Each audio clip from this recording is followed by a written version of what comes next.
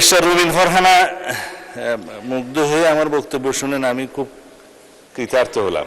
আগে ধর্ষিতারা রেকর্ড করতে যেত না থানায় বা পারত না, সামাজিক বা রাজনৈতিক বিভিন্ন হস্তক্ষেপের কারণে। এখন থানায় গেলেই অথবা অনলাইনে তারা জিডি সহ অন্যান্য কিছু দায়ের করতে পারে। আমরা তনু হত্যার আসামিকে দীর্ঘ 15-17 বছরে যে রেকর্ড নাই সেই রেকর্ড ভঙ্গ করে আমরা তনু হত্যার আসামি ডিএনএ রিপোর্টের উপর ভিত্তিতে আমরা অ্যারেস্ট করতে সক্ষম হয়েছে মাননীয় স্পিকার। বাকিগুলো মাননীয় সদস্য জনাব রুমিন ফারহানা, এখানে জনাব বলে ফেললাম, তো জেনারেল ক্লজেস অ্যাক্ট অনুসারে আর কি সি ইনক্লুডস হি, লয়ারদের ভাষায় আর কি। আমি মাননীয় সদস্য সিনিয়র অ্যাডভোকেট জনাব জায়নুল আবেদিনের সাথে একটু ডিফার করতে চাই। পার্লামেন্টের এই হাউসে বাইরের কোনো বিধিবিধান চলে না, এটা রুলস অফ প্রসিডিউর অনুসারে চলে। এটা সংবিধানে হাউসকে সেই ক্ষমতা দেয়া হয়েছে রুলস অফ প্রসিডিউর প্রণয়নের জন্য। এইখানে নিষেধাজ্ঞা দেয়া নাই যে কোন পোশাক পরিহিত অবস্থায় এখানে ঢোকা যাবে না বা ঢোকা যাবে। তো সুতরাং তার এভরি লিবার্টি আছে সেই ড্রেসটা বা ইয়েটা পরার জন্য। হ্যাঁ, সুপ্রিম কোর্ট জুডিশিয়ারিতে তার নিজের মতো করে রুলস প্রণয়নের অধিকার আছে, সেটা ওখানে থাকবে। But the separation of power theory অনুসারে লেজিসলেচার এবং জুডিশিয়ারি একটা আরেকটাকে ওভারল্যাপিং বা কোনো ডিকটেট করতে পারে না। তাই আমি প্র্যাকটিসিং লয়ার না, সেই জন্য আমি বোধহয় একটু জুরিসডিকশন ক্রস করে ফেললাম আর কি। শোভন পোশাক পরাটা ভালো, এটা অতীব শোভন পোশাক। ব্যারিস্টার রুবিন ফারহানা মুগ্ধ হয়ে আমার বক্তব্য শুনেন আমি খুব কৃতার্থ হলাম। আমি আরো কৃতার্থ হতাম একটু পরে বলতেছি।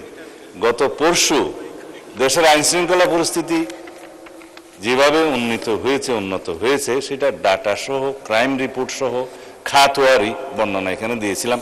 সম্ভবত আমার ওই মুগ্ধকর বক্তব্যটা আপনি সেদিন হয়তো শুনতে পারেন নাই, হতে পারে। তার মধ্যে ঐতিহাসিকভাবে বিগত 10-15 বছর স্পেশালি 2025-এর রেফারেন্স সহ আমি ডাটাগুলো উল্লেখ করেছিলাম। ইন শর্ট দ্যাট খুনের চিত্র এই, ধর্ষণের চিত্র এই, নারী ও শিশু নির্যাতনের চিত্র এই, ডাকাতির এই সংখ্যা হিসেবে দিয়েছিলাম মাসওয়ারি। তাতে করে ঐতিহাসিকভাবে এই বর্তমান সরকারের দায়িত্বে আসার পর থেকে এই পর্যন্ত সমস্ত ডাটায় আমরা ঐতিহাসিকভাবে এগিয়ে আছি, মানে উন্নত আছে। সেই ডাটাটা আমি বলেছিলাম, আমি যেটা অন রেকর্ড এখানে বলেছি সেই ডাটাটা ডিপার্টমেন্ট থেকে একটা ক্ষেত্রে বলেছি আমরা একটু পিছিয়ে আছি। সেটা হলো এই যে দর্শনের কেস রেকর্ডের ক্ষেত্রে আমরা একটু বেশি দর্শনের চিত্রটা পেয়েছি। তার একটা কারণ আছে, আগে ধর্ষিতারা রেকর্ড করতে যেত না থানায় বা পারত না, সামাজিক বা রাজনৈতিক বিভিন্ন হস্তক্ষেপের কারণে। এখন থানায় গেলেই অথবা অনলাইনে তারা জিডি সহ অন্যান্য কিছু দায়ের করতে পারে, এফআইআর দাখিল করতে পারে। এখানে কোনো ইন্টারফিয়ারেন্স নাই, যার কারণে নাম্বারটা একটু ইনক্রিজ হয়েছে।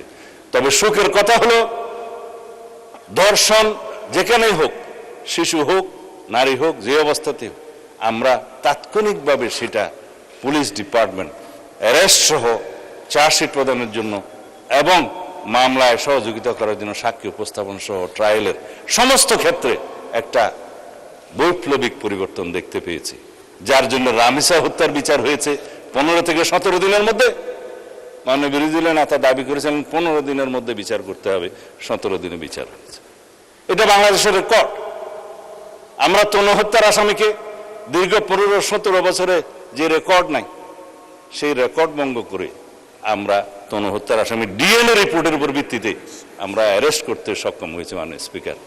বাকিগুলো আইন শৃঙ্খলা পরিস্থিতি উন্নয়নের ক্ষেত্রে বলতে চাই, চট্টগ্রামের বাকুলিয়া একটা শিশু ধর্ষণের প্রচেষ্টা হয়েছিল, সেটা তাৎক্ষণিকভাবে অ্যারেস্ট হয়েছে এবং সেটাও মামলা চার্জশিট দাখিল করা হয়েছে সম্ভব।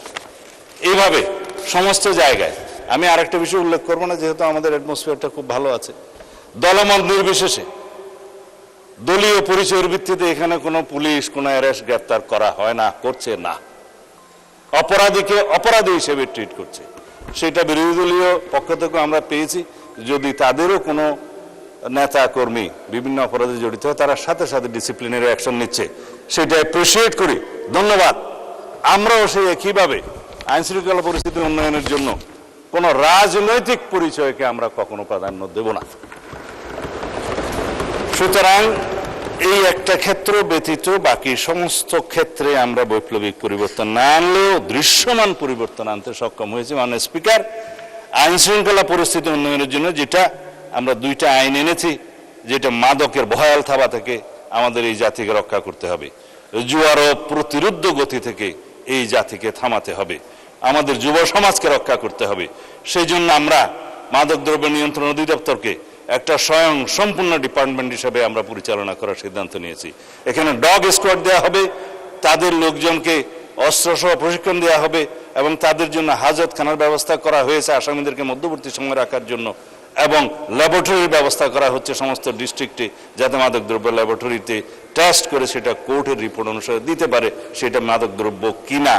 এই সমস্ত বিষয়গুলো আমাদেরকে একটু সময় নিয়ে, ব্যয় নিয়ে, স্ট্রাকচারগুলো দাঁড় করিয়ে তারপরে আমাদেরকে যেতে হবে। তাদেরকে অত্যাধুনিক অস্ত্র দেওয়া হচ্ছে, কারণ মাদক যারা ব্যবসা করে, চোরাচালান করে সীমান্তে বিভিন্ন জায়গায়, তাদের কাছে সশস্ত্র গ্রুপ আছে।